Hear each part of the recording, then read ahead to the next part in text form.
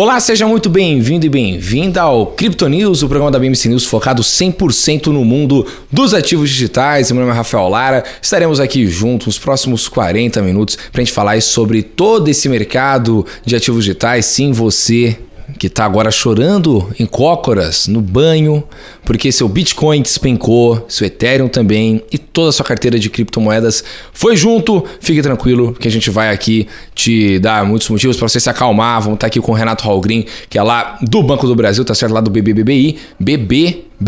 Ó, eu falo muito bebê junto, entendeu? Aí complica. Mas antes de eu chamá-lo aqui, de eu apresentá-lo, deixa eu mandar um abraço aqui, apresentar a nossa parceira nesse projeto, é claro, a Bybit, que tá conosco aqui na programação aqui da BMC News, aqui no Crypto News, tá certo? Então você vai lá, entra no site deles, tenho certeza absoluta que vocês vão adorar a exchange deles lá, né? Você tem como fazer várias operações bem bacanas, então vai lá, esse é o momento de queda do mercado, esse é o momento para você começar a se inteirar de fato de como é que funcionam as exchanges, as corretoras, né? Conseguir aí tomando o seu primeiro passo no mundo das criptomoedas, porque não adianta nada acertar quando o negócio estiver voando, né? Você tem que vir do zero, e aí quando estiver lá em cima, todo mundo vai falar, putz, mas eu podia ter entrado antes. Pois é, agora então é a hora que tá todo mundo chorando e você vai ser muito ligeiro aí com a Bybit. Tá certo? Bom, Renato, seja muito bem-vindo aqui ao Crypto News.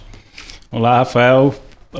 Olá a todos do Crypto News. É um prazer estar aqui e falar com vocês sobre o mercado cripto. Perfeito, prazer é todo nosso. Renato, vamos lá, cara. Seguinte, Bitcoin, para você que está ouvindo a gente agora, hoje é dia 14/6. Por quê? Porque a gente está gravando isso agora? Porque tem feriado. E eu também sou filho de Deus. Agora, qual que é o ponto? Bitcoin está aos $22 mil. Ethereum, $1.200. Se a gente for pegar as outras criptos, cara, tem um monte de cripto que cai uns 90% por dia, entendeu? Que é um negócio de maluco. É o momento de ir embora do mercado cripto? Deu errado na sua opinião? O que fazer? O que o investidor tem que ter na cabeça dele agora para conseguir escapar dessa onda aí de tristeza no mercado cripto? Bom, acho que é importante a gente tentar se posicionar no mercado como um todo. Se a gente for observar, não é só o mercado cripto que está nessa situação de queda. A gente olhar para a Nasdaq, para o S&P, a própria Bolsa Brasileira, tem os mercados globais, eles estão passando por um período macro bastante desafiador, que tem muita relação com a inflação e juros no mundo. Mas para tentar responder a sua pergunta direto, se é para sair, eu diria que agora é uma das maiores oportunidades para as pessoas que não entraram no mercado cripto poder começar a fazer um posicionamento, e para aquelas que já estão posicionadas, aí eu dividiria em dois tipos de pessoas, de investidores. Aquele investidor que já é um cripto nativo, ele tá... Se você pegar o preço médio do Bitcoin desde a sua origem, nós estamos falando de um preço próximo de $9 mil. Então, quando você fala $20 mil, aquele investidor que acreditou, que conhece, que tem o conhecimento da tecnologia, que sabe o que está por trás da política monetária do Bitcoin, ele está ainda no lucro. Se pegar ainda um investidor que veio ali no período da pandemia, onde o Bitcoin bateu $3 mil, falar para ele de $20 mil, ele ainda está tranquilo no seu portfólio. Agora, para aquele investidor, sim, que entrou naquele momento de euforia, né, na máxima ali, entrando $50 mil, $60 mil, esse investidor ele precisa ter calma, estudar. Esse é um momento que ele pode parar para estudar. A gente tem vários especialistas no setor. Aqui o seu programa é uma fonte importante para ele poder se valer de fundamentos. Então, o que eu diria para ele é o seguinte: ele tem que ter calma, pensar que os fundamentos do Bitcoin eles estão totalmente inabalados. E eu diria que melhor ainda, com essa situação de guerra que a gente viu, governos bloqueando reservas, o governo americano bloqueando a reserva do governo russo, então o poder central, né, bloqueando dinheiro de outro estado.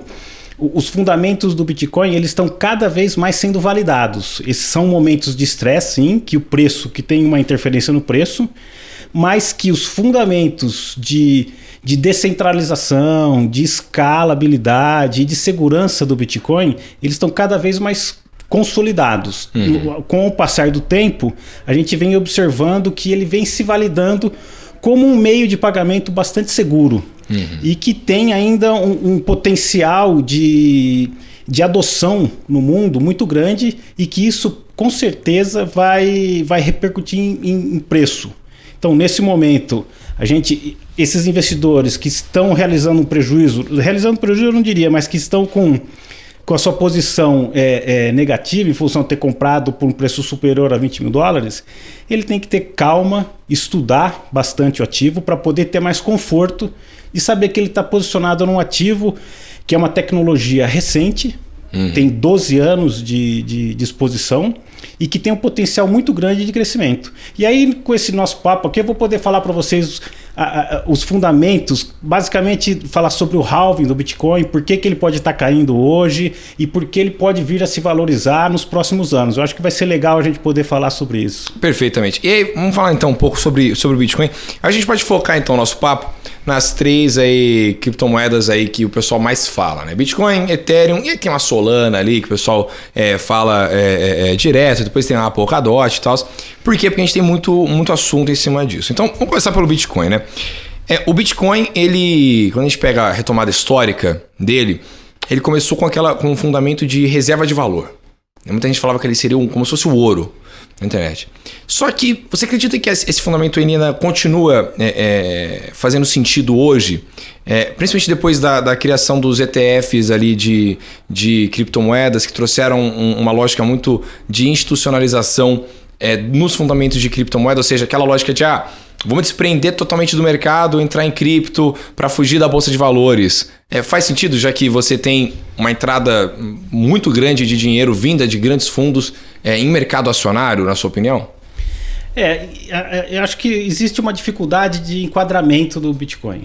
Sem dúvida, acho que um dos principais executivos que estudaram muito o enquadramento econômico do Bitcoin é o atual presidente da SEC nos Estados Unidos, Gary Gensler. Ele tem um curso no MIT e ele, na época que ele estudou o Bitcoin, ele era um dos presidentes ele era um dos responsáveis no enquadramento do Bitcoin. E ele trouxe muito o conceito de commodities, né?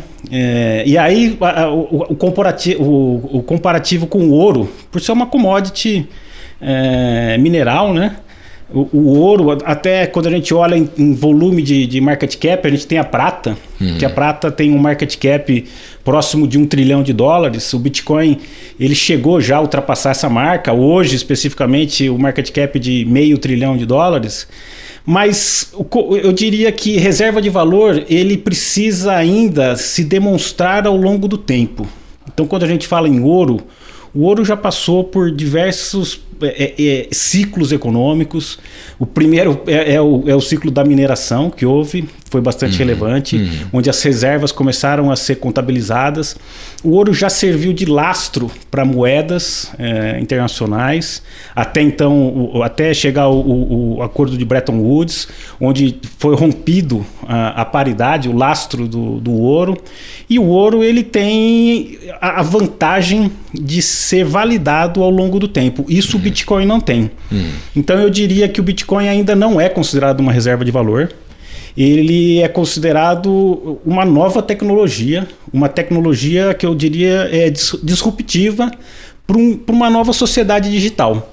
Uma sociedade que vai cada vez mais utilizar de ativos digitais, vai passar cada vez mais o seu tempo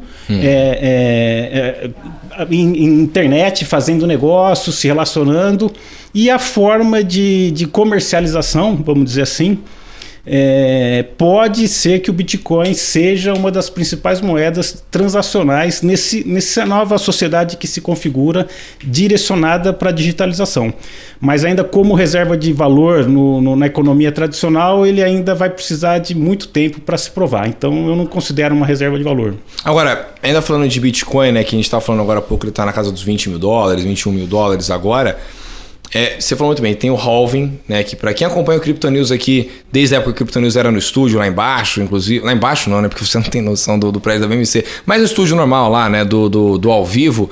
Você sabe que é o halving, né? Que é a queima de estoque, a queima de mineração, né? De bitcoins disponíveis para mineração. Isso vai acontecendo, vai cortando de 4 em 4 anos, é isso? 4 em 4 anos, aproximadamente. Até 2140, não é? Que vai ocorrer isso. Então, ele tem um recurso na programação dele de escassez, né, que faz com que a lei da oferta e da procura haja a favor dele. Né? Você não tem como você ir criando mais bitcoins, porque a própria plataforma vai cortando de 4 em 4 anos aquilo ali. A gente passou por um halving faz pouquíssimo tempo, né? Foi ano passado? Foi em 2020. 2020. Sem dúvida você tocou num assunto importante que hoje nós estamos vivendo um momento de tensão nos mercados de capitais, seja na Bolsa Americana, nas bolsas globais, no Brasil, em função da elevação dos juros norte-americanos. Para o mercado cripto, além desse fator, por ser um ativo mais com perfil agressivo, vamos dizer assim, de maior volatilidade na comparação com ações, a gente tem alguns outros fatores que acrescentam um pouco mais de risco para o ecossistema cripto. E um deles faz parte tem a ver com o processo natural de ou halving ou halving, depende da pronúncia, mas essa metodologia, essa política monetária do Bitcoin, que a cada 4 anos ele diminui a recompensa dos mineradores. E aí eu vou tentar explicar para a audiência por que existe uma pressão vendedora. Porque para minerar o Bitcoin, os mineradores hoje são empresas, algumas de capital aberto, que elas fazem grandes investimentos em equipamentos específicos de mineração. Ou seja, elas têm que aportar o CAPEX para as máquinas processem, registrem, validem os blocos e em troca eles recebem a recompensa. Então essas mineradoras, elas acumulam Bitcoin. Então, como elas sabem que como o halving acontece de 4 em 4 anos, hoje nós estamos praticamente há 2 anos do halving, como elas já sabem que daqui a 2 anos essa recompensa vai cair pela metade, então elas precisam vender os seus bitcoins acumulados para que faça sentido o investimento que elas fazem. Então, além desse cenário macroeconômico, de alta de juros americano, de uma migração do fluxo de capitais, de ativos de maior risco para títulos de menor risco, títulos governamentais dos Estados Unidos, os mineradores, que são um dos maiores detentores de Bitcoin, eles precisam, por uma questão temporal, eles precisam vender seus bitcoins para ter o retorno dos seus investimentos. Então é natural a gente observar um movimento chamado bear market, né? O inverno cripto, que é uma força vendedora dos mineradores para poder fazer a rentabilidade. Então isso já era esperado, mesmo que não houvesse essa tensão nos mercados globais, a gente já veria uma pressão vendedora no Bitcoin. Então, o que está acontecendo agora é praticamente uma tempestade perfeita. E eu diria, para aqueles que sabem, que confiam nos fundamentos do Bitcoin, que a cada ano eles estão se valendo, estão mais consolidados, essa é uma grande oportunidade de poder aumentar os seus satoshis ou os seus bitcoins em carteira, por ser um momento que o preço está defasado. E a gente acredita que no próximo, terminando o processo de halving, para fazer sentido para os mineradores, para fazer essa força computacional validar os blocos do Bitcoin, como eles vão receber metade dos valores que eles recebem hoje eles recebem aproximadamente 6 Bitcoins por bloco validado. Daqui a 2 anos eles vão receber apenas 3. Então, para eles, vai fazer mais sentido que o Bitcoin seja negociado a valores superiores, por exemplo, aos 60 mil que a gente viu, para que o negócio de mineração tenha sentido econômico, financeiro. Então, a gente tem uma convicção muito grande, muito em função do crescimento da adoção do Bitcoin e dessa tendência dos mineradores remunerar o negócio deles, que o Bitcoin venha a se valorizar após o halving, após o próximo halving, e supere a máxima que a gente viu recentemente aí dos $60 mil e atingir patamares que a gente ainda não sabe até onde pode ir. Perfeitamente, perfeitamente. Só lembrando, você falou sobre bear market, uma curiosidade para você que nos acompanha aqui. Sabe por que bear market tem o nome de mercado urso? Né, por conta do movimento de ataque do urso, né? Como é que o urso ataca? Ele ataca de cima para baixo. Então por isso que o mercado está em queda, é bear market. Bull market, que é o touro, no caso o ataque de um touro, né? Ele vai de baixo para cima, então é um ataque em alta, ou seja, o mercado em alta. Então por isso que a gente tem essa lógica aqui, porque sempre tem alguém novo no mercado que fala, bear market, o que é bear market? Eu sempre faço, e também é excelente para você também guardar aí no seu jantar de família, que querer colocar uma mala, né, em cima dos outros, é bem bacana mesmo. Renato, vamos falar agora um pouco sobre Ethereum. Por quê? A gente estava falando agora há pouco sobre Ethereum aqui fora do ar, justamente sobre o quanto que o Ethereum é fascinante, né? Principalmente a cabeça do Vitalik Buterin, que é quem criou, né? Ele é muito jovem, e o quanto que o sistema dele é expansivo. Né, você tem como fazer várias coisas e possivelmente poderia ser até mesmo o fim dos cartórios, né, quando a gente fala de Ethereum, ali pela validação deles. Você acredita que quando a gente fala de moedas firmadas já, que assim, há uma chance muito pequena de não dar certo no futuro, o Ethereum tá nela, ou seja, junto com o Bitcoin, que hoje é a criptomoeda maior do mundo, Ethereum tá junto dela ali no tete-a-tete? Eu acredito que sim. Mas é importante a gente separar esses dois ativos, vamos dizer assim.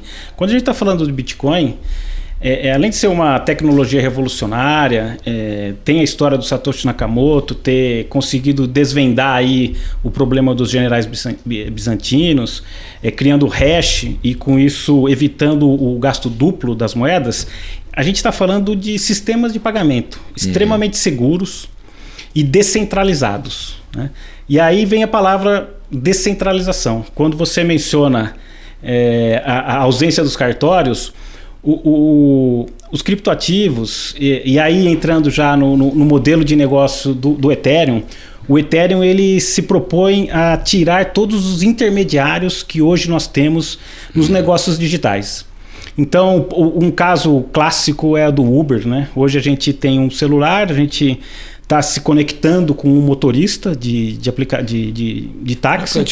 E a gente tem como centralizador a empresa Uber. Então, esse é apenas um exemplo, mas a gente tem infinitos exemplos no mercado digital, da internet, e o Ethereum pretende tirar esse intermediador. E para isso, você mencionou o Vitalik. O Vitalik, ele era um entusiasta de Bitcoin, muito jovem, e ele gostaria de aprimorar o modelo de utilização do Bitcoin, justamente por observar que o Bitcoin era um sistema de pagamento, onde transacionava-se com segurança arquivos e posteriormente acabou sendo valores, né? Uhum. E ele trouxe, aí na ciência da computação é conhecido como uma máquina de completude de Turing. Alan Turing foi um matemático, um cientista da computação que criou praticamente o que hoje a gente conhece como a computação moderna. Inclusive tem um filme maravilhoso com Benedict Cumberbatch, inclusive, que faz o papel, não é? Do Alan Turing, que ele depois... É uma história fascinante, inclusive, não vou dar spoiler, mas tem a questão justamente também da homofobia na época, sim, enfim, sim. Né, da lógica de aceitação e tal, mas uma das mentes mais brilhantes da história do planeta, falando. Inclusive, a gente deve muito a ele, da Segunda Guerra Mundial, ter finalizado com não tendo uma vitória dos nazistas em cima do... Ele contribuiu muito, Ocidente. Sem dúvida. Ele conseguiu decodificar as mensagens dos alemães, uhum. e contribuiu, sim, para que a gente vê que os alemães fossem derrotados nessa guerra. Uhum. Se não me engano, o filme chama Decifrando Códigos, eu não tenho certeza absoluta. Eu vou descobrir aqui enquanto você vai explicando sobre o detalhe. Então, quando a gente entra no Ethereum, a gente está falando de... Aí a gente... Que convencionou-se chamar de contratos inteligentes, uhum. os smart contracts, e eles operam numa complexidade maior do que o Bitcoin. E com isso, dentro desses smart contracts, que na verdade são códigos computacionais que são mais complexos do que simplesmente transferir e receber arquivos, eles conseguem colocar negócios. Então aí sim começam a observar novos negócios. Então em finanças, por exemplo, ele tenta tirar um banco do seu como um intermediário, e aí criam as finanças descentralizadas, que é conhecido como DeFi, e outros modelos de negócios. A proposta dele é a chamada Web3. Né, que é o próximo avanço da internet que a gente conhece hoje, que é praticamente tira o intermediário. Então, com finanças descentralizadas, que teve um hype muito grande aí, quando a gente viu a Uniswap crescendo, outras corretoras, a Aave, que é uma lending que você consegue depositar o seu token e deixar esse token como colateral e fazer empréstimos em dólar ou em outro token para fazer novos negócios. Então ele permite... O Vitalik Buterin, através da rede do Ethereum, ele permite que novos desenvolvedores que venham com ideias novas construam soluções de negócios em cima dessa plataforma que é o Ethereum. E roda através de uma máquina virtual, Ethereum Virtual Machine. Então, com uma linguagem de programação que é o Solidity, que foi desenhada por Gavin Wood, que depois nós vamos falar que é o criador da Polkadot. Com essa linguagem de programador, o Ethereum tem a maior comunidade de desenvolvedores. Então agora eu, como analista de research do Banco do Brasil, eu procuro pesquisar os fundamentos de um negócio. Claro. E aí quando você vai para cripto, você se pergunta quais são os fundamentos, né? Porque uma empresa a gente já sabe, é mais conhecido. Na cripto, você tenta observar qual é o capital intelectual que tem por trás. Então você já mencionou um dos fundadores, que é um dos desenvolvedores mais geniais da atualidade. E junto com esse desenvolvedor, o Vitalik, na constituição do Ethereum houve o Gavin Wood, que era um desenvolvedor da Microsoft. Ele era um pesquisador da Microsoft. Ele trouxe também o Charles Hoskinson, que é um matemático, catedrático de criptografia, e outros parceiros para construir o Ethereum. E hoje, quando a gente vai analisar fundamento, o Ethereum, a rede Ethereum, é a rede que tem a maior quantidade de programadores, de desenvolvedores criando em cima dessa plataforma. Então, esse é um fundamento que eu olho para analisar um ativo. O segundo fundamento são a comunidade financeira. Quem são os venture capital que estão aportando dinheiro? E aí no Ethereum, quando a gente olha, existe um fundador que chama Joseph Lubin, que ele é egresso do Goldman Sachs. Ele era um gestor de fundos de tecnologia e ele fez essa conexão desse ativo que estava se construindo, do Ethereum, com os investidores de Wall Street. Então, dentro dessa comunidade de desenvolvedores, você tem a comunidade de investidores, onde se aporta dinheiro, o dólar, para desenvolver novas tecnologias, desenvolver soluções na rede Ethereum. Então esse é um segundo fundamento que nós observamos. E o terceiro que a gente olha é o roadmap. O que esse projeto se propõe a fazer, em quanto tempo e quais são os avanços do roadmap. E aí o Ethereum ele tem um roadmap bastante transparente. Ele demonstra, ele fala para onde ele quer ir, que caminho que ele quer chegar e o tempo. Então hoje, se a gente for observar o roadmap do Ethereum, ele está aproximadamente 60% executado. Nós temos uma etapa muito importante agora, que vai ser o Demerge, mas 60% do que os desenvolvedores se propuseram a fazer já foi executado e está sendo construído e validado pela comunidade e pelos usuários. E agora vem o Demerge. O Demerge é a troca do algoritmo de consenso, que atualmente, hoje a Ethereum roda com 2 algoritmos de consenso, que é o Proof of Work, que é o mesmo do Bitcoin, e o Proof of Stake.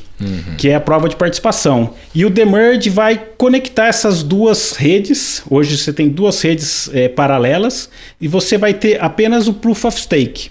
Então, essa validação ela tem um caráter, eu diria, bastante simbólico para o investidor tradicional. Porque hoje, quando a gente está conversando com grandes fundos de investimento, o gestor ele quer saber qual que é o perfil ESG de qualquer ação, de qualquer projeto que ele vai investir. Claro. Então, quando se fala em mineração de Bitcoin, existe a questão do consumo de energia. Ainda que tenha defesa, ainda que a fonte de utilização da energia do Bitcoin seja de fontes renováveis, tenha defesa, mas quando você vai para o Proof of Stake, você está praticamente eliminando mais de 90% do consumo de energia em comparação ao Proof of Work. Então isso tem um apelo para os grandes investidores a investir numa tecnologia nova, revolucionária e que ainda tem um apelo ESG. Então, esses são alguns diferenciais e alguns fundamentos que nós, como analistas de mercado tradicional, procuramos observar nos projetos e que faz o Ethereum ser um dos principais ativos que a gente está de olho, acompanhando o roadmap. É importante o investidor saber que é uma tecnologia ainda em atualização, ela está muito sujeita a ser testada, a ter falhas, e para isso pode ter um impacto negativo no preço, mas ao mesmo tempo a gente observa que tem uma solidez muito grande, seja dos desenvolvedores, da comunidade de desenvolvedores, dos programadores e da comunidade financeira apoiando, suportando novos investimentos. Então o Ethereum, eu diria aí que é um ativo que deve ser estudado, deve ser acompanhado. E para quem, como você mencionou aí, $1.200, um ativo que já chegou à casa dos $4.000. É um absurdo. Talvez seja uma oportunidade poder já começar a se posicionar.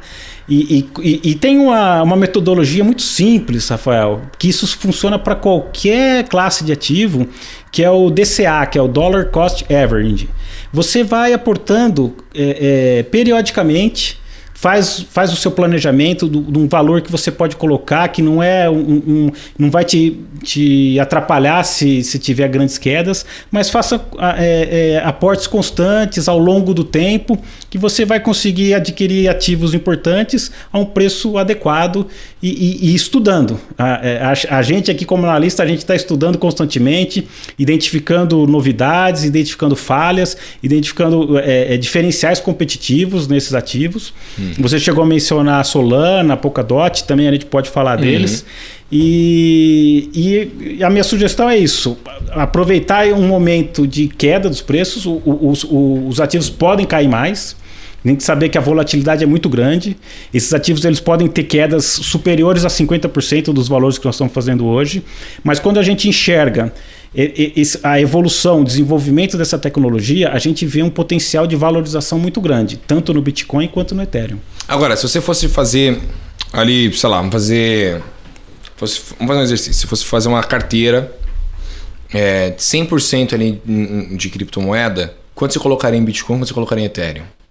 Se você fosse um investidor iniciante, assim, para uma carteira só de cripto. Só de cripto, O cara tem lá sua carteira lá de ação, renda fixa e tal, mas na parte dele de cripto ele quer fazer uma divisão legal. Quanto ele deveria colocar mais ou menos em Bitcoin e Ethereum? O que eu vou fazer? Hoje eu analiso dois cenários, dois ambientes, vamos dizer assim. O macro, que nós estamos... A quarta-feira agora vai ter a reunião, vai sair a reunião do Fed e está na decisão se aumenta 0,75, 0,50. Então os mercados estão estressados. Nós temos questões no mercado cripto também delicadas, com quebra da Celsius. Então está bastante estressado. Hoje eu começaria com 50%, 70% Bitcoin, 30% Ethereum. E a partir do momento que eu fazendo aportes constantes, sejam mensais, semanais, estudando, eu iria migrando até chegar a 50% Bitcoin e 50% Ethereum. Hoje, no bear market cripto, o ativo mais seguro para se aportar se chama Bitcoin. Claro. E eu diria que o Ethereum, apesar de eu gostar dos seus fundamentos, ele ainda é um projeto muito recente. O Bitcoin já é recente. Nós estamos falando de 13 anos, 12 anos de existência. O Ethereum é de 2015, então tem 7 anos. Então é um ativo mais jovem e que a volatilidade é maior. Então começaria com 70% Bitcoin, 30% Ethereum hoje. 70% Bitcoin, 30% Ethereum. Vamos lá, Renato. Agora a gente falou dos dois maiores cases aí, né, do mercado. É consenso geral, inclusive, isso, né? Sim, Bitcoin, Ethereum, arroz com feijão. Se fosse ele colocar um tempero, um curry ali. Não, quer dizer, eu não vou falar curry porque eu sou torcedor do Boston Celtics da NBA e meu time tá tomando um balaio pro Curry, pro Stephen Curry. Mas se eu fosse eu colocar um tempero ali, um sal, o que você colocaria aí? Polkadot, Solana, ADA Cardano? Você mencionou 3 ativos super importantes. Dois deles, se a gente olhar a linguagem de programação, tanto de Solana quanto de Polkadot, é a Rust, que é uma linguagem de programação muito promissora, que deve ter uma boa aderência com o mercado tradicional digital hoje, né? E você mencionou a ADA Cardano, do Charles Hoskinson, que utiliza Plutus, que é um dos primeiros ativos que trouxe o Proof of Stake, que trouxe as finanças descentralizadas e que tem uma comunidade muito forte. Mas eu diria que hoje a comunidade de desenvolvedores tá mais aquecida. Hoje você tem mais nesses 3, comparando esses 3, nós temos mais desenvolvedores no ecossistema da Polkadot. E a Polkadot é um caso muito interessante de estudar, porque as tecnologias elas tentam resolver algum problema. Hoje o Ethereum está brigando muito com a questão da escalabilidade. A gente tem o trilema cripto, que é escalabilidade, segurança e descentralização. Praticamente você consegue atender 2 itens desse e um fica falho. Mas a Polkadot não. A Polkadot ela traz um ingrediente da interoperabilidade. Ele tem o propósito de fazer com que diferentes blockchains consigam interagir entre elas. Então aí nós estamos falando do principal desenvolvedor do código de programação do Ethereum, que é a linguagem Solidity, é o Gavin Wood. E o Gavin Wood ele traz a linguagem Rust para Polkadot e consegue atrair uma quantidade de desenvolvedores muito relevante. E esse é um dos fundamentos, eu como analista, eu olho, que é a capacidade intelectual de um projeto de atrair novos desenvolvedores e ter capital. Também tem a fundação, a Polkadot tem a Web3 Foundation, que consegue também captar recursos para financiar esse ecossistema. Então, desses 3, falando em ADA Cardano, eu gosto muito do projeto da Cardano, eu gosto muito do projeto da Solana. Mas se eu tivesse que escolher hoje no bear market que nós estamos, e os preços estão bastante defasados e ainda podem cair muito mais, mas dessas 3, o que eu tenho estudado bastante e tem me chamado muita atenção é a questão da interoperabilidade de blockchain e o projeto que o Gavin Wood tem implementado na Polkadot. Polkadot, inclusive, que trazendo até os preços aqui, né, pra galera conseguir ter uma noção, porque hoje, como o negócio tá tão em queda, sim, a galera até perde a noção. Polkadot, ela começou lá em 2020, aqui, pelo menos no gráfico que eu tenho o preço aqui de 2020, ela tava $2,94. Aí depois foi para $6, aí $4 durante 2020 inteiro. Ela teve um grande boom dela em 2021, ali o primeiro boom dela foi para $50, exatamente. Foi para 45, depois foi para $50, exatamente. Aí depois ela caiu naquele o bear market que teve ali de principalmente pandemia ali, né, que teve uma queda muito forte, e aí veio a disparada dela, que é um negócio de maluco, que foi para $54,14 no dia 5 de novembro de 2021. E aí hoje ela está aos $7, ou seja, ela volta para o patamar dela, que ela, cara, nem em 2021 a gente viu isso. A gente está falando de patamar 2020 de Polkadot, ainda com chance de cair mais. Então, se ela cai para cá dos $5, $4, já falando do patamar de quando ela praticamente tinha começado. Sim. E ela já foi um ativo que já chegou aos $50. Ou seja, a gente está falando de mais de 10 vezes de potencial de valorização. Um ativo que é sólido, não é uma aposta, né? Tipo, ele existe ali, é algo operável. Né? Assim, como a gente está falando para um público, que eu sugiro que esse público investigue, estude, procure. E eu gosto muito de Polkadot pela comunidade de desenvolvedores e pela proposta de interoperabilidade. Mas o usuário ele vai se encontrar com uma dificuldade muito que é a experiência do usuário. Então, quando você for acessar a plataforma da Polkadot, ela não é tão amigável como uma Solana, por exemplo. A Solana ela colocou o UX na frente do desenvolvimento tecnológico.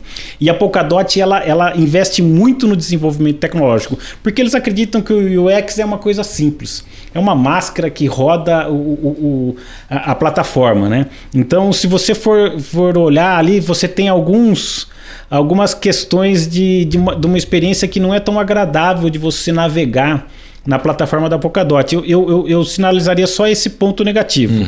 Mas o que a gente vem observando, a gente vem acompanhando, ela está realizando leilões das parachains, onde a Polkadot ela garante a segurança da rede e os desenvolvedores de novos projetos colocam os seus projetos, acoplam no ecossistema da Polkadot. E aí a gente tem alguns projetos, Acala, Moonbeam e diversos outros projetos que já colocaram muito dinheiro para poder se servir da segurança da Polkadot. Então a gente consegue ver um projeto que já tem a capacidade de geração de caixa. Isso nos atrai muito como analista de mercado tradicional. A gente quer ver um fluxo de caixa. Claro. Tudo bem quando a gente olha Ethereum. Existe também ali a questão das receitas dos mineradores e a queima também do Ethereum, que parece, lembra um pouco no mercado tradicional uma empresa comprando suas ações novamente. Quando ela queima uma parte dos tokens, a gente lembra um pouco um buyback de uma companhia. Isso também remete a gente fazer alguns cálculos de geração de fluxo de caixa, e para a Polkadot a gente percebe que ela fornecendo segurança para outros projetos, ela é remunerada por isso. Então isso também brilha os nossos olhos. E aí quando você vê a capacidade intelectual do Gavin Wood, dá um conforto em investir, em acreditar num projeto de interoperabilidade. Mas deixando bem claro aqui, o grande... Se você mostrou aí com as variações de preço, o quão volátil é esse mercado. Claro. E Polkadot não deixa de ser volátil, apesar da gente gostar muito, mas eu concordo que esses níveis de preço são bastante atrativos. Eu acredito que com a consolidação das parachains, com esse sistema rodando, conseguindo rodar várias blockchains, eu acho que ele tem um potencial sim de ultrapassar os $50 em 2-3 anos. E não só isso, né? Você tem também a questão do movimento de onda, né? Quando o Bitcoin, que é extremamente dominante no mercado cripto, ele for valorizar, que meio que é um consenso da galera que, assim, não é possível que a galera esteja falando, não, realmente, o Bitcoin agora morreu. O Bitcoin morreu. Não, o Bitcoin vai voltar. Ele vai voltar. Assim, quando ele for voltar, é claro que você vai ter outras criptos que vão vir junto também, né? Que vão ter, às vezes, multiplicar até mais vezes o valor. Então, mas você não seja espertinho de, vou colocar tudo, então 100% do meu patrimônio numa cripto, porque o Bitcoin vai disparar, porque aí você vai só estar apostando, e aí isso aposta no investimento, então aí você se lasca, né? Porque uma dessas vai para o balaio, né? Que é o que a gente está vendo agora, por exemplo, num bear market, que quem estava em Bitcoin meio que sabe para onde ir, e quem estava em outras criptos, em altcoins que subiriam quando o Bitcoin fosse subir, meio que perdeu o rumo, né? A gente estava até falando no caso agora há pouco da Phantom, que o próprio desenvolvedor tá indo embora do negócio. O pessoal que investia em Phantom ou até mesmo em Helium, enfim, que eram projetos super promissores, tá meio agora sem rumo, porque, poxa, para onde vai? Né? Sim. Como funciona? Nesses períodos de bear market, o que acontece? Esses são projetos que eles precisam de financiamento, como qualquer empresa, como qualquer negócio. E agora quando no bear market, a gente vai acompanhar quem são os financiadores que permanecem nos projetos. Aí a grande diferença do Bitcoin não precisar desse tipo. O Bitcoin ele tem autonomia, ele segue, ele tem... uma bússola, né? Uma bússola, né? Ele é um modelo completamente diferente. Então, quando a gente está falando de ativos que não são as altcoins, né? Não são o Bitcoin, a gente está entrando numa seara muito arriscada. E para poder fazer esses aportes, tem que conhecer muito o ativo. E isso não te garante ainda que o seu investimento não vai cair 80%, 90% ou até mais. Algum desses projetos, eles podem simplesmente desaparecer. Se não tiver uma comunidade, desenvolvedores colocando energia computacional, intelectual, se não tiver a comunidade financeira dando suporte para esses projetos, eles podem simplesmente acabar. Então, por isso, a importância de... Você mencionou do Bitcoin morreu. Existem sites que medem quantas vezes o Bitcoin morreu. Ah, sim. Então, o Bitcoin já morreu centenas de vezes e ele persiste. Isso demonstra uma resiliência na tecnologia. É uma tecnologia que ela sofre uma volatilidade muito grande, mas constantemente a gente vê a recuperação do preço. Como eu mencionei no início da nossa conversa, o preço médio do Bitcoin é $9 mil. Então hoje nós estamos vendo um mercado extremamente negativo e o ativo é negociado a $20 mil. Sim. Então, Bitcoin, nesse momento de estresse, se quiser, para quem quiser começar, eu sugiro estudar muito, ler relatórios, entender a tecnologia e comece pelo Bitcoin. Ethereum, um case de negócio que pode vir a ser transformacional para a economia digital. Quando a gente fala em metaverso, em NFTs, são novos negócios, novos modelos de negócio que estão surgindo na economia digital que utilizam-se da plataforma do Ethereum. Não só do Ethereum. Tem Solana, claro. tem Cardano. Mas Ethereum ele é o primeiro que chegou e que entregou muito desenvolvimento tecnológico. Então, vale a pena estudar mais o Ethereum. E começar a fazer aportes no Ethereum. Nesse momento de extremo estresse, o ideal é ficar de fora. Mas se não conseguir, se quiser começar, comece com 70% no Bitcoin e 30% no Ethereum. Perfeito. Renato, para a gente poder finalizar o nosso papo aqui, que tá bom demais, mas já tá acabando o nosso programa, eu faço uma pergunta sempre aqui que é no puro chutômetro. Por quê? Porque a minha graça, como jornalista, muitas vezes econômico, é perguntar pro pessoal no começo do ano, falar assim, quanto que vai ser o dólar no fim do ano? E todo economista erra. É impressionante, é uma diversão danada para mim. Só que agora no Crypto News eu modifiquei um pouco. Quanto é que o Bitcoin vai estar no fim do ano? A gente está no mês 6, então você vai ter uma vantagem boa em relação aos seus competidores. Hein? O pessoal que veio no começo do ano, o Bitcoin tava legal, pô, tem uma galera que colocou 80 mil, 90 mil dólares lá, que foi pro balaio já tá com medo, é absurdo. Então quanto é que vai estar o Bitcoin no fim do ano, no puro chute, dezembro de 2022? Não, eu não. O meu chute, eu quero fundamentar o meu chute. Perfeito. A gente ainda vai estar antes do halving, tá? O halving ele vai acontecer em 2024, aproximadamente em abril de 2024. Então nós estamos falando dezembro de 2022. Eu acho que ele vai estar sob pressão. O Bitcoin vai estar sob pressão. Ele vai lutar ali para superar os 30 mil dólares. E se ele conseguir estar entre 30 e 40 mil dólares, seria um cenário positivo para o Bitcoin. Eu acredito que nós vamos enxergar aí, o Bitcoin está procurando um fundo, e deve ser 2022, ele deve encontrar o fundo, não sei se vai ser 25, se vai ser 20 ou 15 mil dólares, e ele deve lateralizar. E ele vai encontrar aí uma faixa, eu acredito, no cenário positivo, entre 30 e 40 mil dólares, ele vai ficar lateralizando de 30 a 40, 30 a 40, no cenário positivo. E num cenário base, ele deve ficar entre 20 e 30 mil dólares ali, até a gente entrar em 2024, nós vamos ainda enxergar cenário macro desafiador, aumento de juros do Fed, o halving se aproximando, e aí mudando a sensação do investidor, voltando a aportar recursos em ativos de mais risco para depois ele chegar em 2024 e alçar voos bem maiores. Perfeitamente. Renato, muito obrigado pela sua vinda aqui ao Crypto News. Espero que você venha mais vezes aqui para a gente continuar batendo esse papo, tá certo? Legal, Rafa, muito obrigado pelo convite. Sempre bom estar aqui falando com a sua audiência e é um prazer. Estarei aqui sempre que vocês me convidarem. Obrigado. Tá muito convidado.